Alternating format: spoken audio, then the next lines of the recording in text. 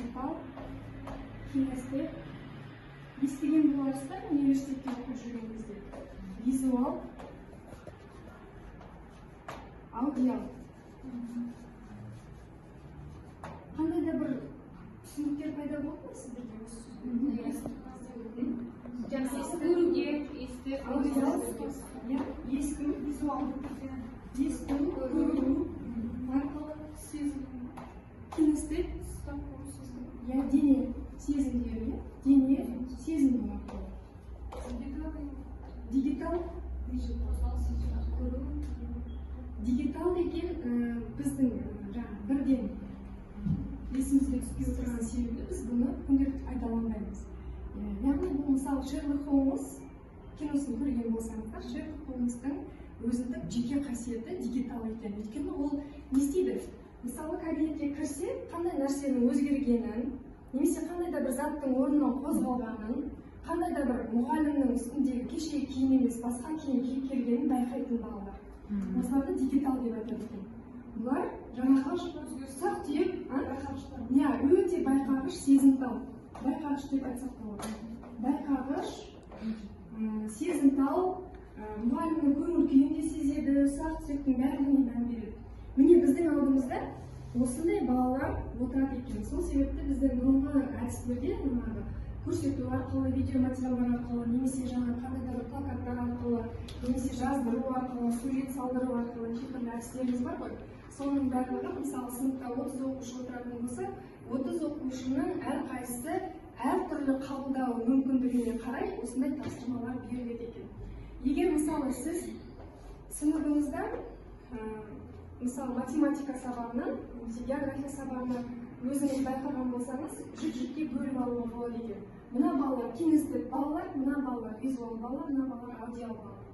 Мысалы, аудиал балаларға ауызша айтып түсіндірсеңіз, сабақтың бәрін түсіндіріп кете берсеңіз болады. Ол сол күйінде қабылдайды да, сол күйінде сізге ертең айтып беруі мүмкін. Ал егер аудиал балаға тек қана көрсетіп қана видеоматериал немесе кітаптан оқып кел дейтін болса, ол бала түсінеді ме? Ол толық қабылдай алмауы мүмкін. Сол себепті мыналардың барлығы, мысалы, баланы анықтап алған өте дұрыс деп ойлаймын. Мысалы, кинестет балалар, әсіресе мен тренингтерде айтамын, кинестет балаларға, мысалы, қандай да бір спорттық приемдарды көрсеткен кезде денесіне міндетті түрде көрсету керек. Мынау былай қозғалады, мынау былай қозғалады деген сияқты, қолы былай тұрады, аяғы былай тұрады деген сияқты денесіне міндетті түрде тренердің қолы тию керек. Немесе басқа спортшының денесін тигізу бөлігін көрсету арқылы контакт болу керек міндетті түрде. Сонда ғана оның денесінде ақпарат пайда болады да, одан кейін барып анализ жасайды. Ал визуал балалар міндетті түрде көру керек, тақтадан видеоматериалдар көру керек, немесе қосымша үйге тапсырма берген кезде оған, мысалы, мына киноны көріп келесің де, осы киноның ішінде осындай сәттер болады, соны талдайсың деген сияқты. Осындай тапсырмалар. Одан кейін аудиал балалар, жаңа мен айтып өттім, дигитал балаларға міндетті түрде олар жаңа біздің қазіргі заманның вундеркинд балалар сияқты, ол ұсақ түйектің бәріне мән береді. Бірақ олар көп отвлекаться етеді, көп жан-жағына мән береді. Өйткені өстіп мән беріп отырған кезде ол негізгі сабақты түсінбейді. Ал бұл балаларға қандай подход жасайды?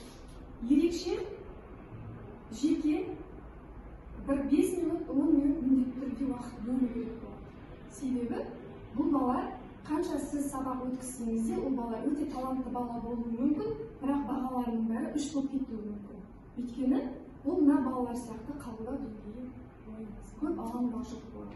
Енді алаңдаушы баланың зейіні тұрақсыз, бұл баламен жұмыс жасау керек десе де, ол зейінімен қанша жұмыс жасасақ та, ол бала міндетті түрде алаңдауын тоқтатпайды. Өйткені ол жаратылысы сондай.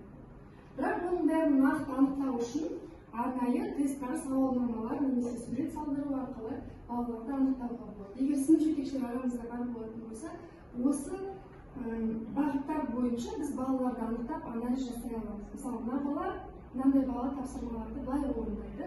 Мына балаға былай береміз тапсырманың өзін сіздер жаңағы деңгейлеріне қалай бөліп аласыздар. Түсінікті ғой, енді біздің негізгі мақсатымыз Тамара екеуміздің ойындар арқылы біз бір жағынан демалу, бір жағынан бір-бірімізге деген қолдауды күшейту. Бірінші жаттығу Қызық değil. юбочка. Соған ақылмен бапай тек просто көңіл қалауына қоя берейік па. Өзіңіз қайсысы сізде?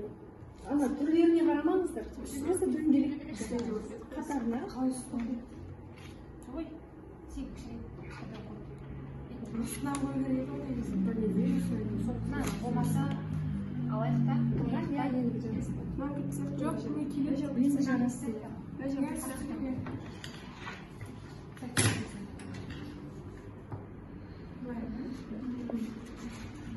Топтық жұмыс істеп па?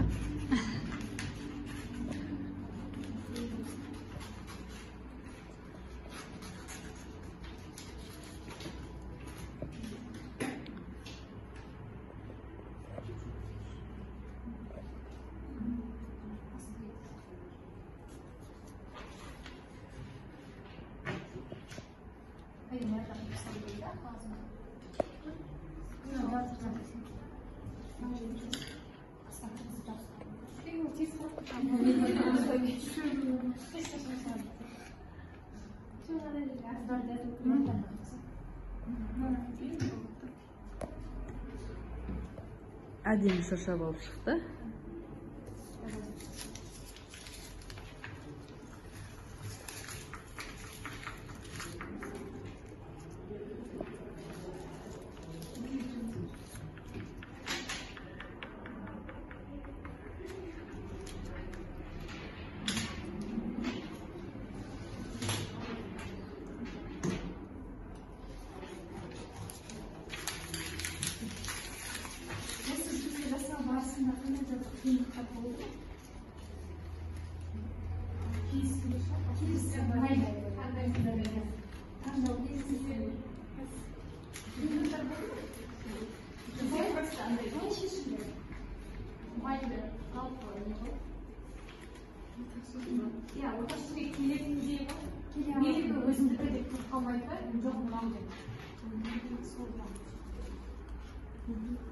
Ал енді топ ағашын жасау барысында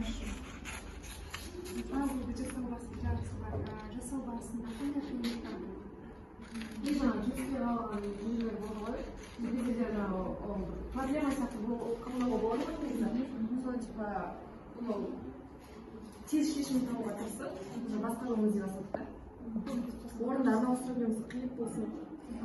Басқа амалын Басқа амалын басқа да варианттарды қарастыруға болады. Ойланатын болсаңыздар, онда ол қате болып есептелінеді да, қайтадан басқа парақшаны аласыздар. Бұл жерде эмоционалды және мінез-құлық қатаңдығын жою үшін мен мәніне талдау үшін шынайы мәлімдеме жасау дағдыларын қалыптастыру, дамыту мақсатында бұл ой ойнатылады.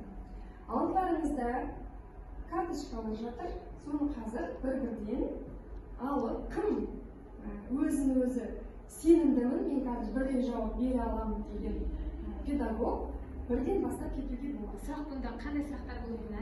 Қарапайым, адамға, жалпы адамға қатысты сұрақ болғанда сөз тіркестері сізді жалғастырып кетіңіз.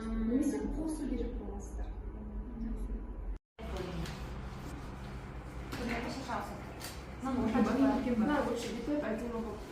Жоқ, жаңағыдай болмасын, мына жерге дейін болады. Сен жабыстыра